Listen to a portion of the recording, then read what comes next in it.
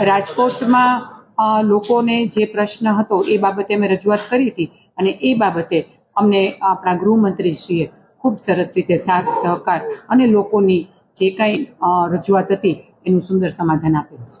હું ગુજરાત રાજ્યના મુખ્યમંત્રી અને ગુજરાત રાજ્યના ગૃહમંત્રી શ્રી હર્ષભાઈ સંઘવીનો ખૂબ ખૂબ આભાર માનું છું કે એમની સૌથી પ્રથમ પ્રાથમિકતા એ લોકોની સુરક્ષા અને લોકોનો જીવ બચાવવાનો છે અને એ માટે થઈને રાજકોટમાં લોકો સુરક્ષિત રહે, લોકોને થતા અકસ્માતોને નિવારી શકાય એ માટે થઈને લોકો માટે થઈને જનજાગૃતિના ભાગરૂપે હેલ્મેટનો કાયદો લાવવામાં આવ્યો હતો.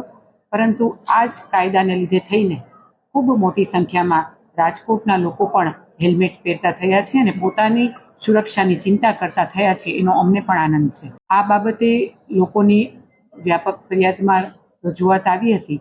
એ રજૂઆત અમે બધા જ લોકોએ સંઘવી સાહેબની રજૂઆત કરતા એમણે ખાસ એ જણાવ્યું છે કે આવનારા સમય માટે આ જ રીતે જનજાગૃતિના માધ્યમથી હજુ લોકોને સુરક્ષિત કરવાનું કામ ચાલુ રાખવામાં આવશે. એટલે કે લોકો વધુને વધુ સુરક્ષિત રહે એ બાબતે લોકોને જાગૃત કરવામાં આવશે. પરંતુ લોકોને કોઈ પણ જાતની તકલીફ પડે, કોઈ પણ જાતનું એ લોકોને પ્રશ્ન થાય એવું કોઈ પણ કામ કરવામાં આવશે નહીં. પરંતુ લોકોની સુરક્ષા એ સરકારની સૌથી પ્રથમ પ્રાથમિકતા છે.